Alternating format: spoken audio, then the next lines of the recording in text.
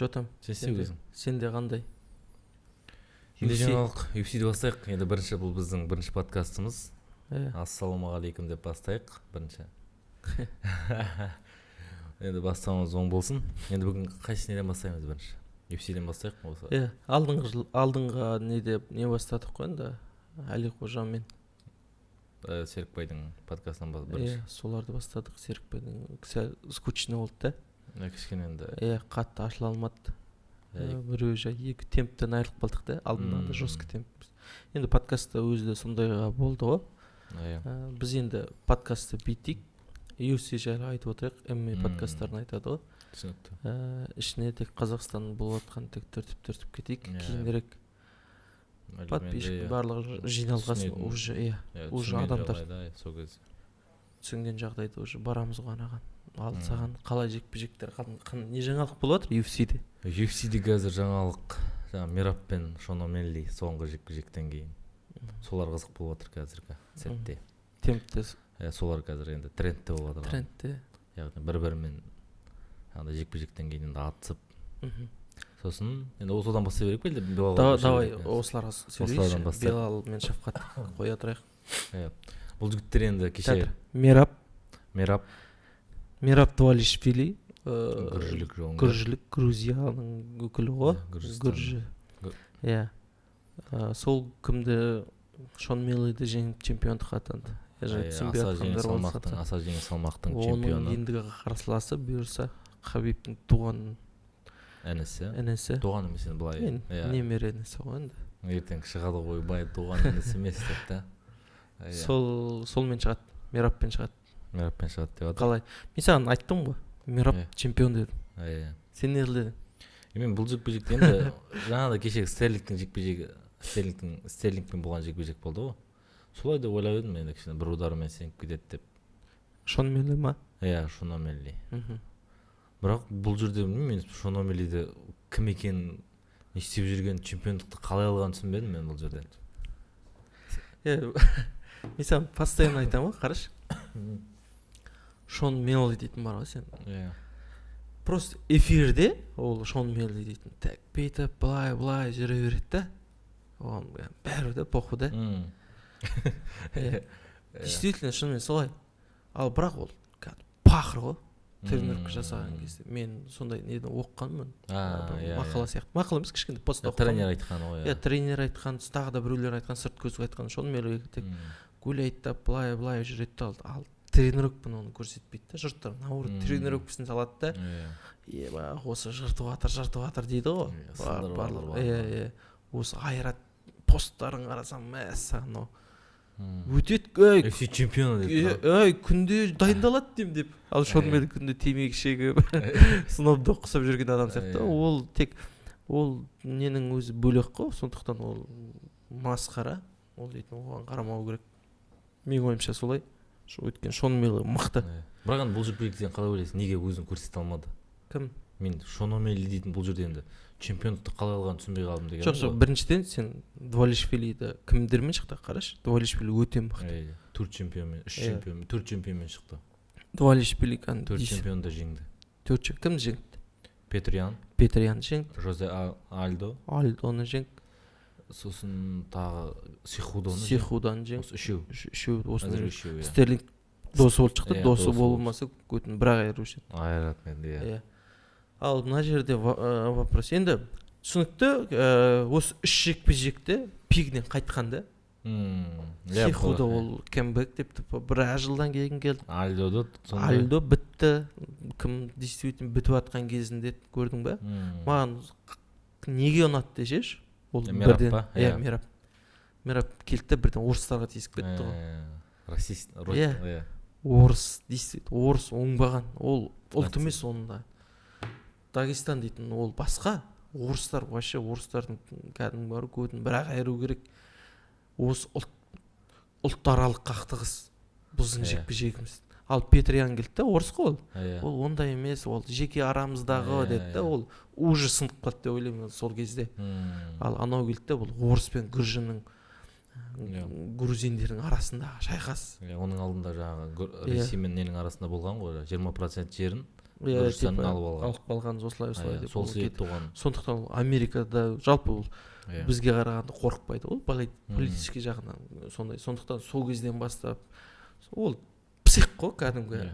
Ана неге секіреді, мұзға секіреді баспен, киімін киіп алады, шонымен үйдің басынан секіреді. Ол мен кім жайлы айтайыншы, ол дейтін Америкаға бірінші, ол самбомен Грузияда айналысып жүрді. Содан жаңа не болып барды ғой ана жаққа, жұмысшы болып барды ғой Америкада, жұмысшы плюс бос уақыт. Білмеймін ол қалай барған, мигрант болып барды ма, не болып барды ма. Бірақ сол жақтан тренировка жасап уже нормально болып алды да. Содан кейін ол қиындықтың бәрін көрген жігіт қой анау. Ол самбодан шықты, кеше исламның өзі айтып отыр. Сондықтан мен Мерапқа өткен сенемін, өйткені ол да сенеді. Мен өзім солай болсам, Мерап біраз жегі барса екен де, Омарға ауыспаймын, кімге болса сияқты Мерап өткен Мерап. Бұл жерде енді түсінбейтінім, мысалы кеше жаңағыда мен пост шығардым ғой. Пост шығарғанда айтып отыр да жаңағыдай. Мен Шон Омелимен төбелесем, ол реванш қалап отыр. Мен оған рұқсатын беремін деп отыр да. Сонда бұл жерде Омардан қашып отырғаны ма? Неге Омардан қашады? Жоқ, өзіңе сеніп тұрсың сен. Енді Хабибтің бір әшке істеп, бірге жабылып кетеді деп. Сол үшін қорқытсың ба дегенім ғой. Бұл не үшін, не себепті деп ойлайсың? Мерап мен жоқ. Көбісі айтып жатыр да енді. Қорқатын нелер емес қой. Көбісі айтып жатыр да. Жаңағыдай. Уж болды, ол ертең Омар келсе, Омармен төбелессе алып қояды. Сондықтан ол Шон Омелимен төбелесіп, енді кішкене ақша алғысы келеді деп кеше жаңа промо подкастында айтып жатыр да. Сен бұл жерде сенің ойың қалай? Меніңше Мерап не істемейді. Просто Омармен төбелескенін ол қуашып жатқан жоқ, просто трэш-ток, бір әңгіменің бір түрі, ол официально олай мен осылай төбелесемін деп жатқан жоқ менің ойымша. Ал Шон Омели оған не қылды еді? Айтты, ол айтты, мен 3 қазан күні ота жасатамын. Сондықтан мен дайын болмаймын. Неге қараша айына. Одан қайта арбаңдамай Омармен жекпе-жекті қабылда деді. Сөйтіп. Енді ол ана жақта тағы да айтып жатыр, твиттерді қоймай жазып отыр. Сен айттың ғой реванш деп. Мен келісіп отырмын дегенде қараған әңгіме болып жатыр. Бірақ енді Омарда неге салып тастаған? Неге? Қара тізімге, черный список салып тастаған. Кім, Инстаграмда ма? Мерап салып тастаған. Омар жазып отыр. Дос едік қой негізі, не жылдың деп. Вообще жақсы еді. Сәлемдескенде жақсы едік қой. Полиция жіберіп тұрады енді деген. Сонымен түсінбей жатырмын бұл жерде. Мерап не болды? Чемпион болғасына өзгере ме екен адам? Бұл жерде. Жоқ, мүмкін чемпиондықтар өзгеріп кетеді ғой, қорғау үшін, несі үшін. Бұл жерде енді кеше не ойлайсың? Бұл жекпе-жек жайлы Омармен Мераптың жекпе-жегі жайлы. Қалай өтеді? Ақ папахамен қара папаханың айқасы. Кім дейтін, менің ойымша енді Омар жақсы ғой, ұрып тебеді, күресте жақсы, таза ММА-штік күрес. Бірақ мен кімнің кеше соңғы жекпе-жегін алған жоқ енді, Валишвилидің. Бірақ Петрянмен шыққаны, Сихудамен шыққаны, ол енді кім бірінші рет шығайын деп отыр да, заряженный, аш адаммен бірінші рет шығайын деп отыр кім?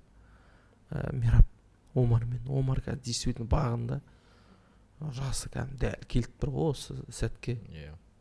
Ол сондықтан менің ойымша Мерап жеңеді. Өйткені Омарда ондай адамдар төбелесіп көрген жоқ. Бекзатпен төбелессе, Бекзатпен қалай ода жеп қойған керек. Менше сол тактиканы қолданады сияқты. Кешегі Омармен кімнің Сенхаген жекпе-жегін көрдің ғой? Сол кезде қалай қорғаған Сенхаген қалай қорғады? Ал Мерап олай қорғана алмайды дейсің ба? Мерап шоуылдайды. Мерап Петрянмен қалай жекпе-жек болды? Менің ойымша сондай сияқты болады. 1-2 тастап ұрады, күреді, немесе әдемі ұрады деген сияқты да. Ал ондай прессингке қалай болатынын білмеймін. Кеше Бекзаттың өзі де, Алмаханның өзі де алыстан тек күтіп андай прессинг адам емес қой тек. Ал анау тек жынды ғой, кім дейтін Мерап деген отморозок дейді ғой. Дәл сондай адам кіріп таппау өтеді. Ондай бір жай кіре салмайды да, андай алдап барып ұрады. Тактикалық тұрғыда қатты. Енді басқа кім бар? Бұл жекпе-жектен кейін енді тренд болып отырғанның бірі Біләл Мұхаммед пен Шафқат Рахманов дейсің ғой. Рахманов жекпе-жектер. Бұл жекпе-жекте енді кеше оқып жатсың ғой сен де. Біләл айтып жатыр да. Енді кімге бұл жерде бүйтіп айтты кеше жаңалығында айтқан әңгімесінде. Осындай Осман мені қазір тек Шафқатта көріп тұрмын дейді. Қарсыласым, мен келесі қарсыласым ретінде тек Шафқатты көріп тұрмын. Өйткені себебі кім Ян Гарри үндеп отырған титулды сұрап отырған жоқ дейді. Бұл жерде Ян Гарриге не беріп тұр да? От беріп тұр дейді. Сен айтшы бірдеңе құрса, айтшы бірдеңе деген. От беріп тұр. Бір жағында не жағында кім? Джек Мадалина дейді, Джек Делла Мадалина жарақаты бар дейді. Енді бұл жерде менде екі нұсқа қалып тұр дейді. Екі таңдау. Біреу Осман, біреу кім? Шафқат. Енді Осман оның алдында Біләл. Османмен төбелесем ойбай деп жүрді. Енді қазір ойын өзгертіп жатыр да. Мен не үшін өзгерген мен түсінбедім. Айтады енді кәрі, үш жекпе-жек жеңілген. Маған енді тек тиімдісі жеңіліс көрмеген Шафқат болып тұр деп тұр. Солай матчмейкерлер болды осылай айтасың деген шығар. Менің ойымша. Оның алдында кімнің тарихы бар, кім тек бір жекпе-жек ол бір жекпе-жек жеңілді. Османның тарихы бар деп жүреді. Біләл. Сол бірден өзгеріп кетті ойы. Сол Біләл Мұхаммед дейтін енді. Енді өзі көп аңсап күтті ғой енді чемпиондықты. Барынша созат сияқты. Травма қалса да. Бірақ UFC қалай болатынын білмеймін. UFC енді тезірек Шафқаттың чемпион болғаны керек қой енді UFC-ге. Біләлдің ұстап жүрген емес. Зрелище. Ян Гарримен төбелестіріп көргісі келеді, анаумен төбелестіріп көргісі келеді. Османмен де төбелестіреді. Хамзатқа да бергісі келеді. Шафқатты ал анауын скучный. Сен қалай ойлайсың? Біз Біләл скучный, Біләл ақша әкелмейді UFC-ге дейміз де. Шафқат әкеле ма? Ол да енді сол жобадағы. Бірақ төбелесі базар зрелищеде. Тек төбелес емес қой шешетін. Кеше жаңа не подкастта айтып жатыр ғой. Кеше әдемі айттың ғой сен өзің Найзадай подкастта. Соланың айтқаны. Сондай ондай емес та кім жаңағы айтады ғой, сен өзің айтып жүр жаңағы. Кім Алекс Перейра жайлы. Тіл үйрену Сола дейтін бар ғой. Найзадай подкаст ғой өз Қазақстанда бір 2-3 ММА жайлы 3 подкаст бар, бір айналдырған.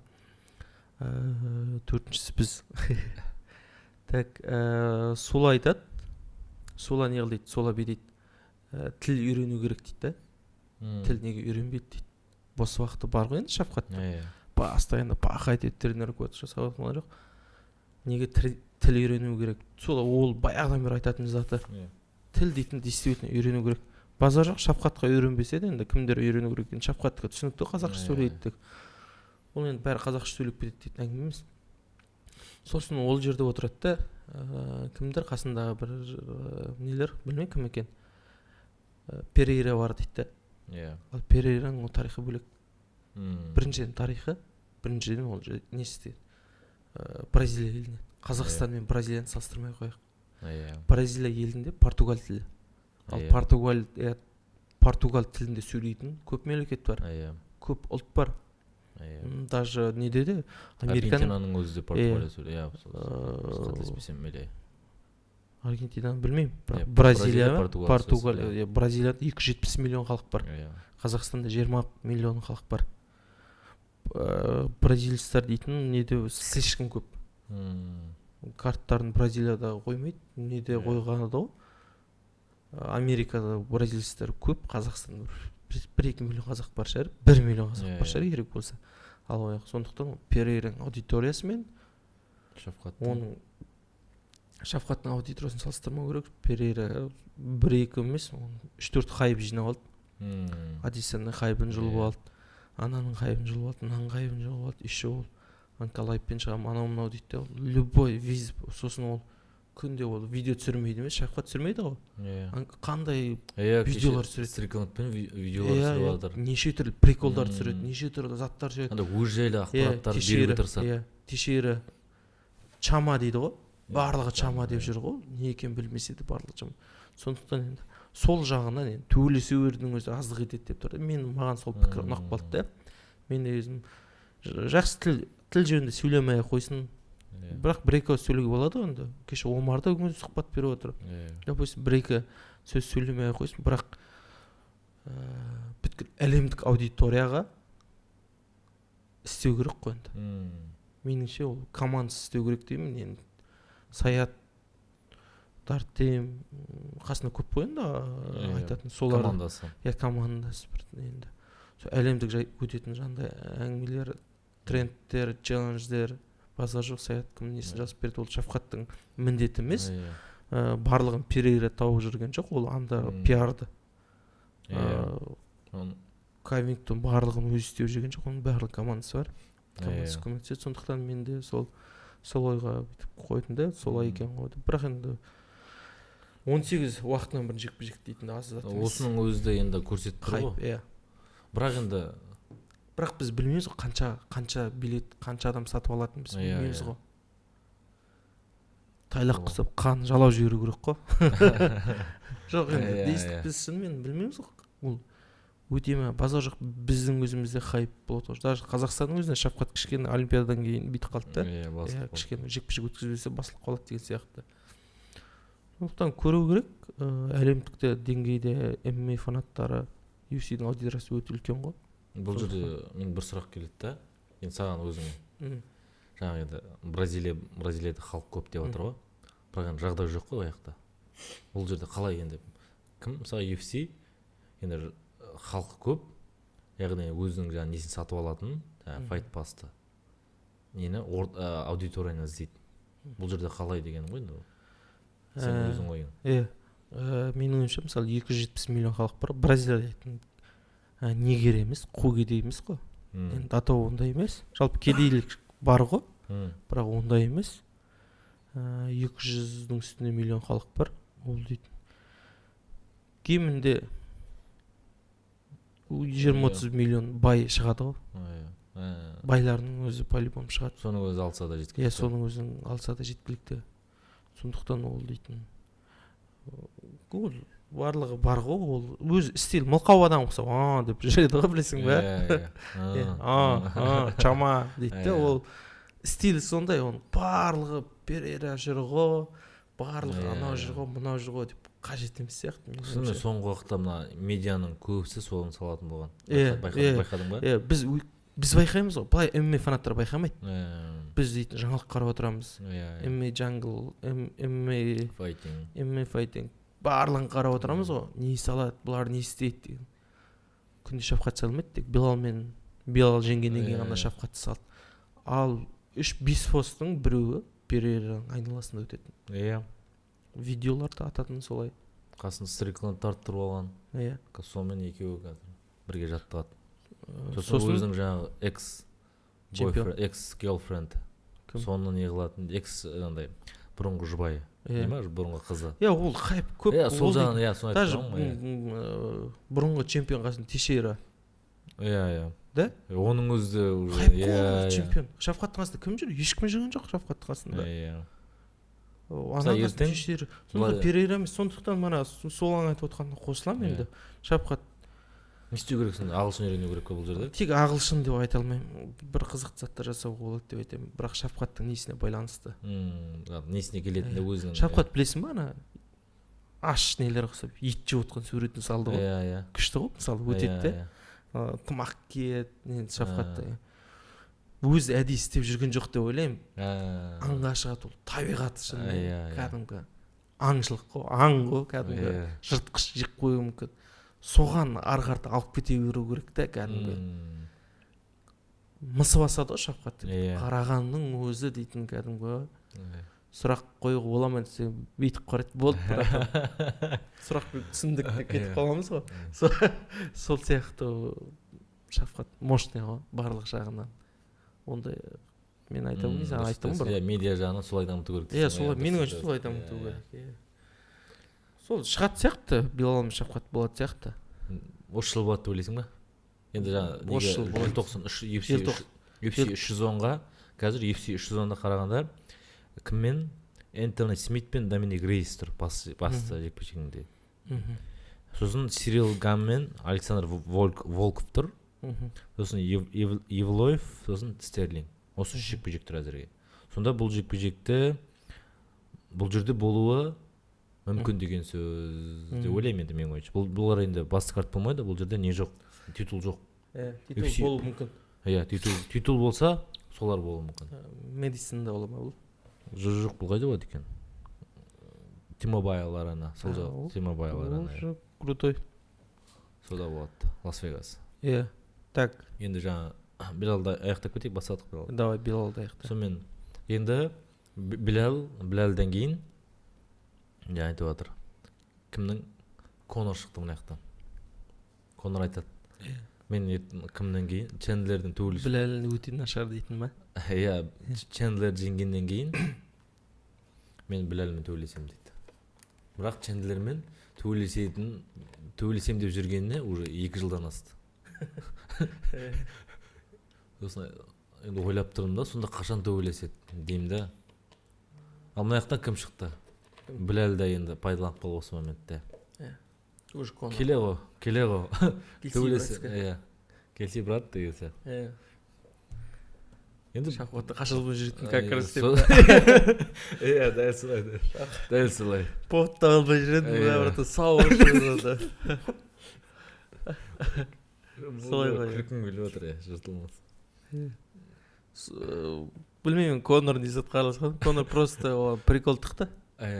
Олмен шықпайтын белгілі просто. Иә, просто айта салды ғой. Конордың сөйлегеннің өзі кімге плюс қой. Кім үшін бір азғантай ақша ғой. Оның алдында өз шақырып жүр да Билалды. Кімді ма, Конорды ма? Жоқ, Билал, иә, кімді, Конорды. Енді істегеннен кейін ой, братан, келе ғой. Аға көке деп па. Давайте Фигуейредо мен Петриян жекпе жегін өтейікші. Бұл жерде енді Фигуейредо кеше чемпион болып ең жеңіл салмақтан көтеріп келді. Бұл нешінші жекпе жек, 3-ші жекпе жегі ме екен? Кімнен жеңіліп қалды ғой? Қателеспесем бір жігіттен жеңіліп қалды. Бұл енді жеңіліспен келе жатыр. Фигуейредо. Иә. Бірақ атағы бар. Атағы бар, чемпион деген атағы бар. Ал кім? Петрянды соңғы жекпе жегі. Кім жеңді? Жеңген болса жеңген шығар, иә. Енді екеуі де жалпы бір деңгейде келе жатыр. Жеңістер көп бірдемеге бірдемеге. Бір деңгейде келе жатыр. Енді бұл жекпе жекті енді топ жекпе жек деп айтуға болады. Бірақ бұл жекпе жек енді титулға апарады деп айта алмаймын. Титулы болмайды. Саят Абдрахманов айтты ғой. Потенциал жоғары. Петриян үшін типа атып кету мүмкін деген сияқты. Мощный ол зат деген сияқты. Сондықтан мықты жекпе-жек болады. Бұл жекпе-жектен кейін сосын тағы бір не қарам саған. Осы ертең арман болады ғой, келесі аптада болады бұл жекпе-жек. Бұл кімге? Мерапқа тағы да бір не болуы мүмкін. Повод болуы мүмкін. Өйткені Омар төбелескен жақсы ма, Петриямен төбелескен жақсы ма? Мүмкін, иә. Реванштарды беру мүмкін. Фигуейредоға да біраз жақындайды ғой енді кімде. Өзі де. Сосын кешегі осы жекпе-жектен басқа, осы Фигуейредо айтты, сен қалай бұл жекпе-жек сенің ойыңша? Екеуі де бір деңгейде қалай екенін білмеймін. Мен ойымша Петриян қалай ойлайсың, уже несі аяқталған сияқты ма? Иә. Толған шағы біткен сияқты ойлайсың. Болған сияқты Петрянда. Көрем бір атары бар ғой енді. Иә. Бір атары қалай болады, не болатынын. Сен де айтып едің ғой, бірден чемпион болды, бірден кетті деген. Иә, көбі солай айтады ғой. Иә. Тез болған адам тез не істейді деген сияқты да. Чемпиондық алыс болса жақын деген сияқты, жақын болса алыс деген сияқты. Ол былай әңгіме болуымен, ол келді сияқты солаймен. Қайтан чемпиондыққа ма? Жоқ, келмейді енді. Чемпиондыққа шанс жоқ, нан жоқ. Үштікке де қиындау. Иә. Мен мына жекпе-жекті деші. Иә, айтайын. Топория кіммен шығады ғой? Лопес заменящий болады ғой да Топорияға. Иә. Қалай болады ол? Макс Холлоуейдің соңғы үміті дейікші. Қайтан үміті? Бұл жекпе-жек. Жоқ, титулға. Иә. Волконовский жеңе алмауы мүмкін, бірақ Топорияны жеңуі мүмкін менің ойымша. Көп адам бірақта. Бұл жерде мен енді айта алмаймын. Не деп отырсың деп жазып жіберуі мүмкін. Мен бұл жерде айта алмаймын енді. Жоқ, мен енді әр адам ыңғайсыз қарсылас болады бека. Қара. Кейбір адамдар ананы жеңсе анадан жеңіліп қояды, ананы жеңсе анадан жеңіліп қояды деген сияқты. Баяғыда Джон Джонстың өзі Ракишті зорға жеңді ғой. Білесің ба? Не, рейсте. Рейсті зорға жең, содан кейін ол сондай болады деп ойлаймын. Сондай әркімнің қарсыласы. Ал рейсті любой кім көрінген ұрды ғой, одан кейін де оның алдында да. Сондықтан ол Топория мүмкін енді мен өзім Холлоуэй болсам оны білесің. Топорияды жеңуім мүмкін. Жеңеді ғой енді фаворит Топория ғой енді. Менің ойымша енді кешегідей жекпе-жек болады сияқты кіммен? Волконовскиймен. Барлығы Волконовский жеңеді деп ойлады ғой. Бірақ жоқ, мына жерде Волконовский Холлоуэй жеңеді деп ешкім айтпайды ғой. Жоқ, жалпыда енді фанаттар айтады тек. енді атак сенеді ғой, оларға сенеді ғой. Қалай? Жаңағыдай енді Холлоуэй дейтін құлататын удар емес қой енді, ол дейтін соңғы жағында ғой. Осы да меніңше Холлоуэй құлайтын сияқты, менің ойымша. Өзі құлайды. Мүмкін, бәрі мүмкін. Сосын енді оған претендент кім болады? Стерлинг или Евлоев? Мына жақтан кім келеді? Лопес, жаңа айтқандай, өзің айтқандай. Заменяющий. Иә. Онда уже келесі жекпе-жегі титул. Иә. Дұрыс айтасың. Так, бұлардың жеңгені Лопес шығады. Иә. Тіпті Лопес те шығып кетуі мүмкін ертең. Ол да мүмкін, иә. Лопес те бірақ енді точно екеуі де жасайды. Жаңағы нені? Иә, салмақты екеуі де жасайды ма? Кім біледі, травмалық болатын Лопес шығып кетеді. Ал Лопеспен егер мысалы Топория жеңетін болса, Лопеспен Топория шығады. Макспен Лопес шығады. Лопесте нормально. Жақсы жиналған. Бірақ Лопес дейтін қатты екен енді командай. Мықты. Мойындадым мен. Кәдімгі ашық қой да. Ашық. Көрініп тұр да көзінен. Лопес осылардың Лопес, Евлоев пен Стерлинг декабрьдің 8-і бола ма? 3-і ма? Декабрьде. Декабрьде болатын жекпе-жектен желтоқсанда болады. Сол екеуінің жеңілгені уже неге түседі? Кіммен Холлоуэймен төбелеседі деген. Мына жақтан Волконовский Лопеспен төбелесем деп отыр. Мен айтсыдың ғой. Волконовский мүмкін Волконовский төбелестіреді. Не болмаса кімдікі жеңгендері Евлоев пен кімдің жеңгендері Волконовскиймен төбелеседі менің ойымша. Басын кесіп ал. Давайте енді Қазақстанский ММА-ға оралайық. Болды 27 минуттай болды. Кеше Найза өтті, Алаш Прайд 100 өтті, Октагон өтті. Үшеуінің қайсысын ұнады саған? Көргенімді айтайын ба? Алаш Прайд, Найза, үшеу. Енді үшеуіне де мен сол бас жекпе-жектер көрген шығармын. Кімнен бастап? Конечно, бәріміз сөйттік. Кімнен бастап? Октагонды кім көрген жоқпыз, Найза екеуін.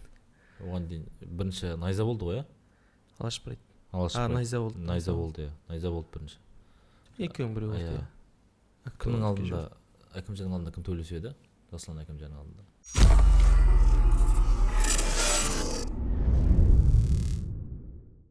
Қазбекке Азат Мақсым сияқты кімдер қойып бере алады ғой. Нұрбек Қарабалылар кәдімгі 15-0-ге де апара алады ғой. Жай-жайдан да. Ал бірақ Қазбекке мощный жекпе-жек кәдімгі жына келетін адам құсап қарайды. Сияқты да, ол олай емес. Ол әдемі нелері ғой, өздерінің қойғандар. Сол жеріне, профессионал түріне, Найзаның сол жеріне күшті көремін де. Қайдағы жоқтар емес, Қазбек мощный. Қазбектің өзі де Диас Еренғайыпты шақырып отыр. Көрдің ғой? Қараш, Диас дейтін, күресі дейтін, вообще бір салмақ жоғары. Бағдатпен шығасың. Бағдат номер 1. Онымен шығасың. Ол жекпе-жек спорный болды, допустим. Одан кейін тағы да біреудің, кеше біреудің айырып тастады. Жеңді бразилстен. Бір жыл жекпе-жек шықпаса да жеңді. Одан кейін кім шығып жіберді, кім шақырды? Диас. Диас шығып. Қайдағы жоқ, біреулерді сабай беруге болады ғой, Диас кеткенше күтіп. Жоқ, олай емес. Қазбек мықты, содан кейін сол жерді респект, нағыз боец дейтін, осындай бір медикасында ұмытады. Шақыра алады, вот. Мен бауырым, қазағымыз бір туған, Диаста, оны қалай ұрам, Диаста барлығы, ұнатпаймын, уже қазақтармен айқай болып кетті, хейт болып кетті. Давайте десе де оғанда найзаның өзі давай Қазыбек саған әңгіме жоқ деп айта алады. Жоқ, ол шақырады еще. Кім шақырған жоқ. Содан кейін мен төлестім, Бағдатпен төбелесеміз. Ал ондай адамды көрдің бе? Біз чемпиондарды қашатынын білеміз, UFC-дің өзінде де. Ал ол отморозовтарға жабысады. Бұл жерден енді өзің, дұрыс әңгіме айтқаның. Бірақ солай. Жаңағыдай енді 52-нің чемпионын 55-ке шақыру дейтін енді кішкене 53 қой. 50 жоқ. 55. 53. Жоқ, 53-тің чемпионын 55-ке шақырып тұр. Жоқ, ол айтып, мен түсінем. 55-тің чемпионы 53-тің чемпионы 55-ке Бағдат шақырып тұр ғой. Ол причинасын айтып тұр ғой. Салмақ қолмайым, уже болып тұр. Түсіндің бе? Ол Бағдат үшін шығарды. Бағдат шықпайым десе, Қазбек, сен анауысың деп атқан жоқ. Шығатын болсаң 55 келеді. А так мен Диасқа кетіп баттым, сенен де мықты. 2 салмақ чемпион оламын. Қарашы ол. Мен егерде түсінем, давай осы салмақты шеше салайық 55-ке. Осы салмақты бите салайық 55-ке, 53-тің салмағын Диас кеткен күтіп жүрмін. Жоқ, Диасқа барып тұр да. Диасқа бармаса солай айтуға болатын еді. Хит кетуі мүмкін. Жоқ, хейтерлердің аузы құм сеп. Жоны көп мынаума сендерге керегі осы ма? Мен қорқақ деп тұрсыңдар ма? Бұл жерде Қазыбекке хейт етуді қажет жоқ. Қазыбек өзінікін жасады, судьяларын былай берді. Не істейсің? Өмір бойы солай. Екеуі де Қазақстан жанкүйерлері ғой. Одан да хейт етеді. Сол жердегі судьялардың несін жазып ал. Лигаға хейт ет. Қазыбек причем жеңді. Реал Ситиді жеңгені үшін Реал хейт етпейсің ғой. Судья мал дейсің ғой. Судья анау дейсің ғой. Сондықтан ол Қазыбекте ешқандай кінәсі жоқ. Енді ол шақырып тұр, мықтысына шақырып тұр. Көбісі, көп жауынгерлер жаңағыдай настрой ұстай алмай қаламыз деп айтады ғой. Енді ол жерде де енді қазаққа настрой ұстай алмай қаламыз деп бауыр деп та. Шамытты ма? Жоқ, енді бұл жерден сол оныкі да дұрыс, бірақ енді бір жағынан бұл кәсібилік емес сияқты да, жалпы. Мен қазақпен шықпайын бектің сияқты уже болмайды ғой. Енді сен жұмысың ғой бұл, ақша тауыпсың осыдан. Шапқат Палестинадан шығып отқан Біләл Мұхаммед менің бауырым демейді ғой. Сондай енді, айырам сен дейді ғой. Да? Мен сен бір-ақ айырам қазір өтіңді дейді. Біләл дейді, Шапқат бауырым мұсылман демейді ешкім. Ол басқа ғой, екеуі басқа спорт. Оған қарамайды. Сондықтан ол қазақ бауырым бір демейді. Базар жоқ шетелде, мен айтатын баяғыдан айтып жүрмін, шетелде төбелессінші қазақтар. Россияда, Қытайда төбелессінші. Жапон Ризінде, Қаршығамен, Арман Әшім төбелессінші. Қызық қой. Барлығы көреді, екеуі төбелеседі, қарап отырады. Екі жігітті қазақ төбелесіп қойып қарап отырды дейтін, ол өтірік әңгіме. Ол екі жігіт сендердің жігіттерін айырып барып отыр ол жігіт. Да? Барып отса. Жапонияға барып, екі қазақ төбелесетін болса, жапондардың бәрін айырып, құлақтарын қайырып, бір-бірімен төбелесіп жатыр. Сондықтан ол қарамайды. Баяғы немен екі қазақ бауырын соғыстырып қойды деген сияқты. Сол сияқты ол қарамайды. Солай в общем. Уақыт давайте бір екеу қолда екі лиганы айтайық. Аласпайды енді кешегі кіммен Саламат Есболаев, сосын Дамир Исмағұлов. Бұл жерден Саламат Есболаевты көрдің жекпе-жегін. Енді мен айта алмаймын. Бұл жерде енді бұның енді келесі жекпе-жегі енді титул болу керек, титулын алып кету керек қой, бірақ деңгей емес та бұл жердегі. Деңгей енді UFC-ге көрініп тұрды. 70 бұл енді исламға аса ма? Жоқ, аса емес енді. Жоқ. Исламға енді нормально не көрсете алады деп айта аламын мен да. Жоқ, енді қазақты алысқа лақтырдым. Жоқ, жалпы айтамын да енді. Шамамен айтып отырғаным ғой енді. Бірден көтеріледі ғой. Топ 15-ке кіріп тұрған жігіт қой. Ішінде былай-былай ойнап жүрген жігіт та. Бұл жерде енді кеш бастап қалғаныма қай жылғы жігіт? 97 ма? Сенің жоқ, білмеймін точно. Сондай жас жігіт әлі. Любительск көп жүрген. Көп жүрген. Бірақ енді қатты танау дейді. Мен былай енді не жағын айта алмаймын. Нормально. Медиа жағын. Медиа жағын ашар. Медиа жағын ашар. Өзі енді сөйлеу жағынан кішкене шорқақтау. Қазақша сөйлемейді. Қазақша сөйлемейді тағы бар. Бірақ енді ол іште ғой. сол енді екеуінің ойын айтып кете салайын мен. Дамир Исмагулов жекпе жегі енді қарсылас енді әлсіздеу екені көрініп тұр. Енді өзің де көрген шығарсың оны. Бұған дейін қарсыласы кім болу керек еді? Жаңағы Адриан Мартинес, иә. Баяғы исламды нокаутқа жіберген. Алашпай жасаймын деп еді, енді оны неде қарашада или желтоқсанда жасайды деген сыбыс бар дейді. Дамирмен ба? Иә, Дамирмен. Білмеймін, енді көреміз. Бұл жекпе-жек болса енді Дамирге де тағы плюс болады. Білмеймін, Дамирдің енді болашағы уже Бұлыңғыр. Жоқ, осындай жекпе-жектерін ұйымдастырып жүре береді ғой енді. Дұрыс, иә. Сен не айтасың бұл жекпе-жектер? Вот маған Алашпырайттың несі ұнады? Матчмейкинг жағы. Күшті кәдімгі. 100 негізі Алматыда өткізу керек еді, неге Ақтөбеге апарған білмеймін. Ақтөбе былай турнирлерді апара берсе болады. 100 өткізді ғой. 100 дейтін турнирге матчмейкинг. Анау-мынауды берген жоқ Еспулаевқа. Нұрмағанбет 6-0 берді. Солай ма? Иә. Сен қарсыласын соны айтып отыр екенсің ғой, енді соны. Нұрмағанбетті қарсыласы 6-0 грэплинг. Кәдімгі күрес жейді, аяққа өтіп жатыр. Менің ойымша Алашпырайт ақшасы аз көбін білмеймін, бірақ жақсы. Осы матчтарды өткізу жағына не жағынан Данияр Қасқаров ағамыз айтты ғой пресс-конференцияда. Кешегі пресс-конференциясы. Ана лигаға секіру жайында. Вот күшті өтті пресс-конференция. Не солай өткізу керек? Солай өтсе ғана кәдімгі ішінемен аса бар UFC өткізеді. Солай өткізу керек сияқты. Базар ақшаша, бірақ келтірсе сонда ғана адамдар қызығады сияқты. Бірінші андай қыздырып алып қыздар, ол ана пост салған, ол қыздыру емес.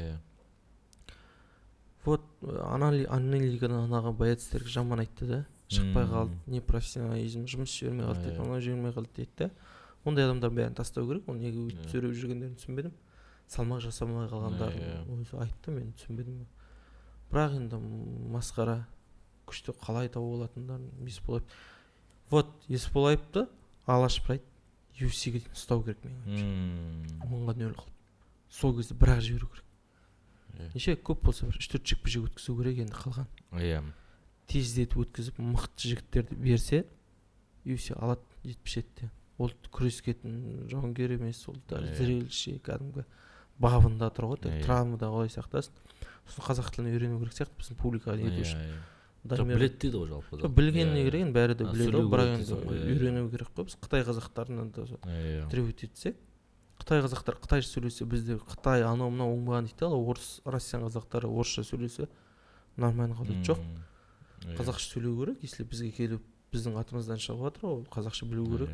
Шафқатқа ағылшынша біл деп үйретеміз де, бірақ аналарға ренжиміз де, бірақ аналарға қазақша білу ренжиміз. Бәріне бірдей, бәріне сөйлеу, тем более қазақ. Сондықтан Есболаев мықты, мен сені толықтай қосыламын. Ал Дамир жөнінде сондай жекпе-жек жүре береді. Дамир жүре береді. Алашпырайттың кеше Исатаймен армандайды.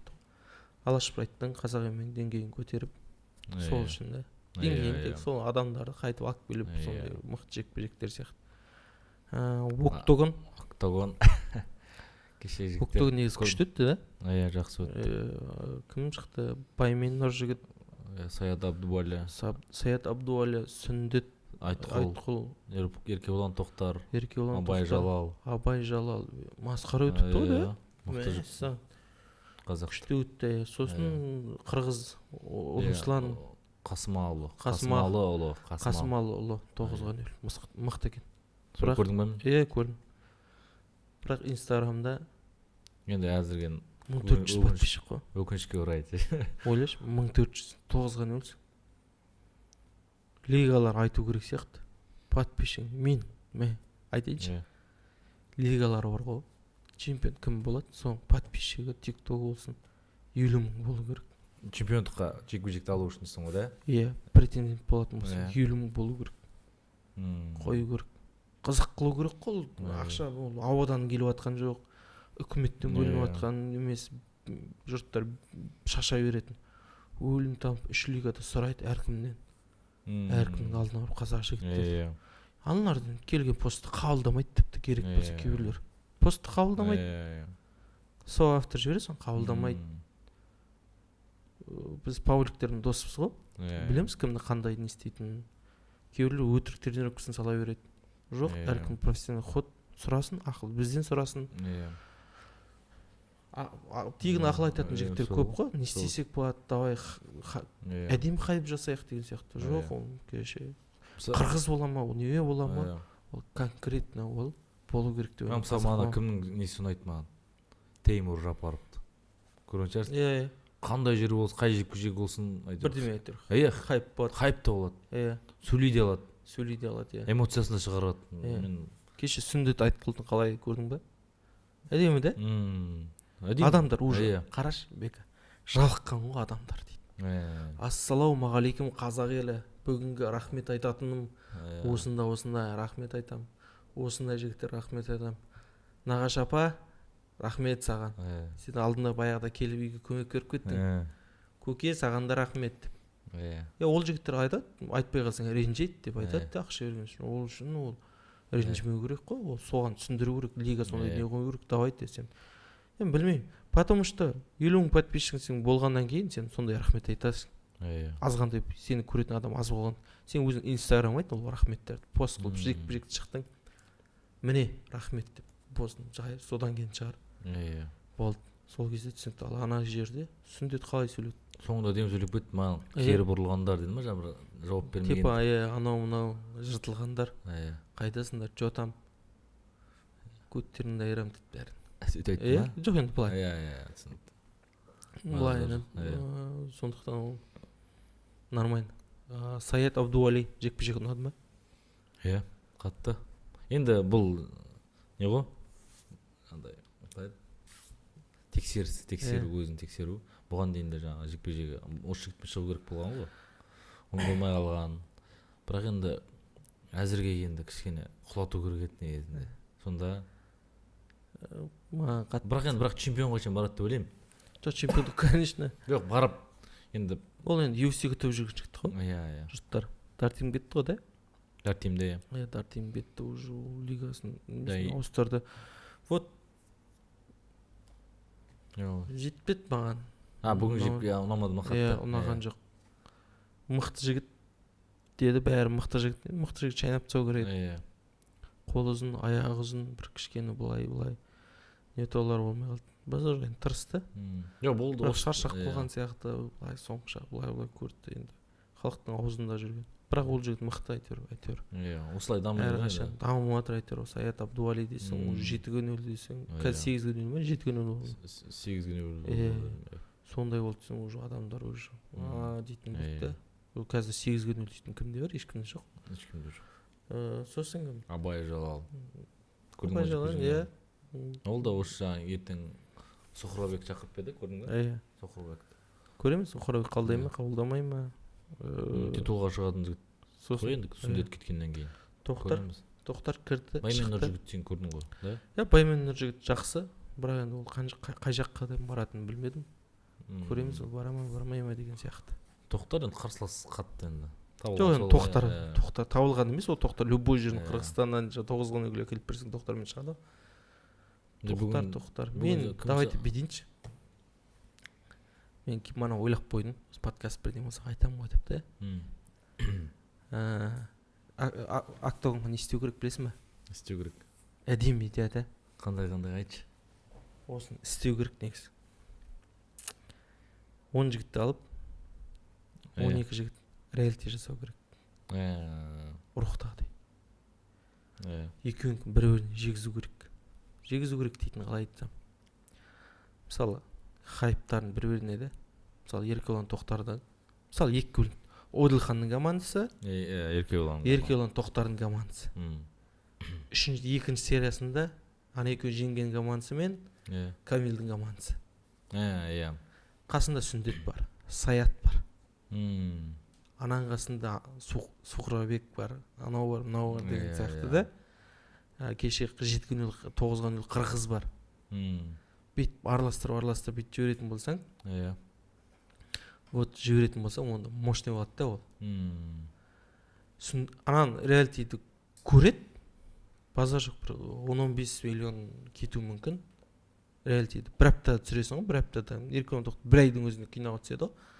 ол айтқандарын былай тыңдайды, сыйластықпен түсіп береді деп ойлаймын. Базар жоқ, қарайған ақша шығар, соны төлестірмей ақ қой, былай енді ойындармен қызық қылып өтіреді ғой, таф сатып та. Иә. Вот ниет жаздар сол кезде алынды ғой, тафтан кейін. Ол кезде телевидениеден бәрі көретін еді. Кім нағыз Сүндет Айтқұл таниды ертең. Тоқтардың кімнің подписчиктері барлығы таниды ғой, ойлашы. Саят Абдуали таниды. Ана жерде конфликт деп атады. Бір шапалақ береді мысалы Одилханға, Сүндет. Боқтап жібереді. Көтін қысып жүр деп бүйректен тық жібереді. Да? Содан кейін сондай да бір қызықтар болады ғой, Одилханда бүйтіп жібереді. Бір ударым береді, бір қысып қалады деген сияқты да. Бір сондай ана нелер болады ғой. Хамзаттар кімдер істеп отыр ғой. Хамзатпен вот соның несін алу керек. Тоқтардың командасымен ана команда Өзбекстан бүткіл Өзбекстан көреді. Тәжікстан көреді, Камилдің артынан Қазақстан Тоқтар көреді. Тағы да история пайда болады соңғы тарих. Тоқтардың болельшіктері Сүндетке подписать етеді содан кейін. Ол түгіл прикинь, қалауымда әбдәдәу деп отқан адамдарға подписать етеді ғой. Қалауымдағы адамдарға подписать етеді. Октагон сондықтан мені алыңдар дейші болса. Найза бола ма? Вот сондайлар істеп керек. Найзаға басқа подход. Или жасайды бұны, или ол түбінде сондай бірақ осыны қазір дәл қазір хайп болып тұрған уақытта осыны жасау керек. Нұржігітбай, мен, Абай Жалал, Дамир чемпион, Дамир Төленов, мықты жігіттер бар ғой. Вот осыларға қосып жібересің. Еламан барлық. Жасик, Жакс бәрін шықтық жібересің. Күшті бат сонда. Сондықтан ана кеше не ұйымдастырады ғой өздері ана пресс-конференция білесің. Вот соның орнына соны жасау керек еді. Базар жоқ, аз ақша кететін шығар. Бірақ енді бір турнир өткізбей, соны өткізші. Спонсорларды мощный бат білесің ба? Сен андай батмас емес, сериал тауып бересің. Миллион шығады Өзбекстан жанкүйерлері дейтін. Миллион шығады. Одан көп. Қазақстанның өзінен, рухтың өзінен андай шыққанда, ал аналардан шығады. Олардың төбелестері қажет емес қой.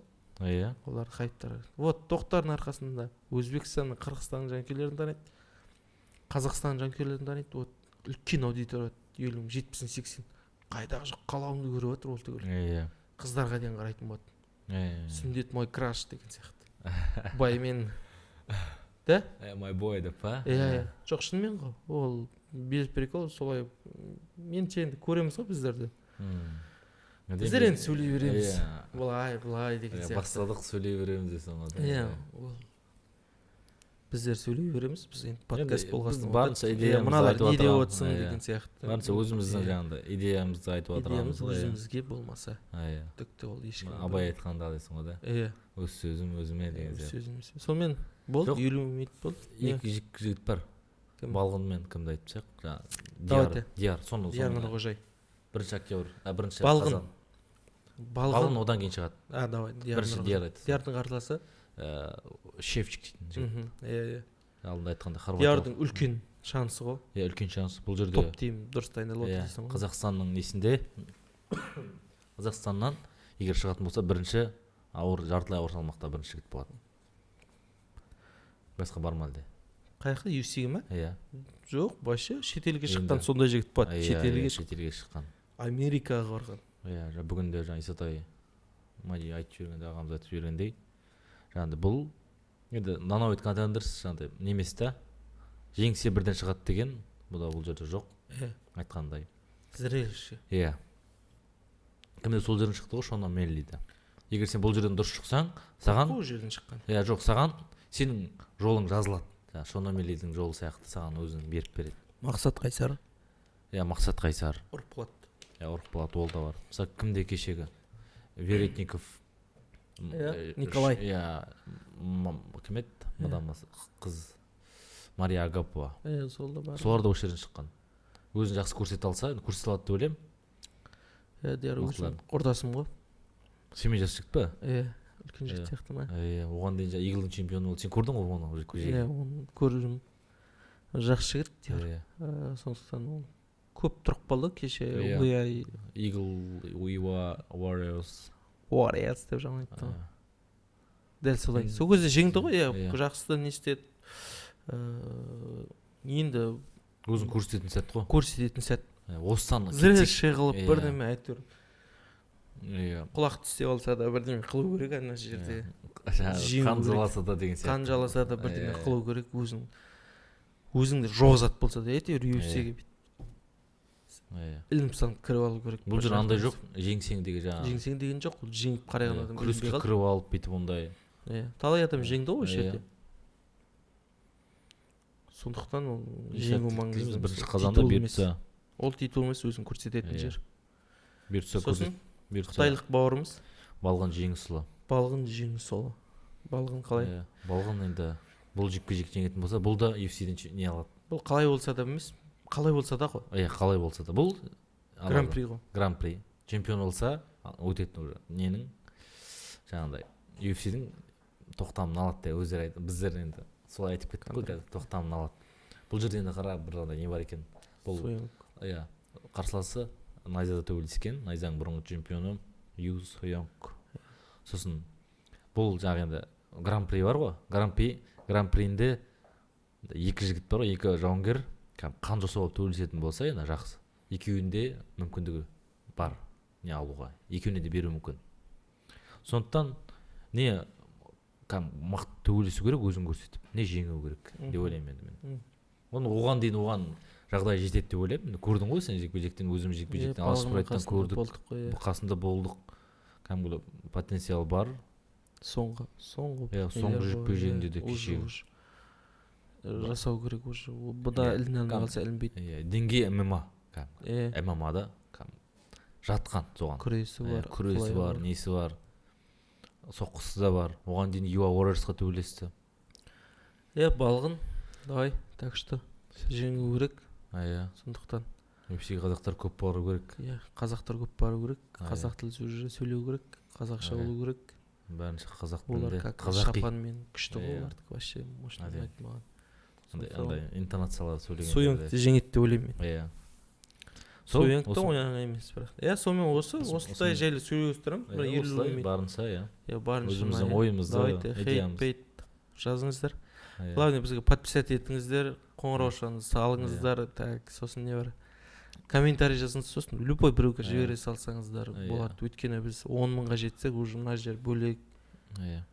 Біздің жоба стильді түсіндіңіздер ғой. ММА форматында спортта қозғалуымыз мүмкін көреміз. WhatsApp-қа таратыңыздар десем. Мейлінше таратыңыздар. Қызық қой енді. Балдар көрсін. Футбол туралы 1000 подкаст бар. Бокс туралы да шығады, анау туралы да шығады. ММА-ден уже былай адамдар аз ғой, жоқ қой. Көрерменді просмотры да, сондықтан давайте көрейік. UFC жайлы айтып отырық қой, сондықтан давай. Барынша сәттілік. Сәттілік, сау болыңыздар.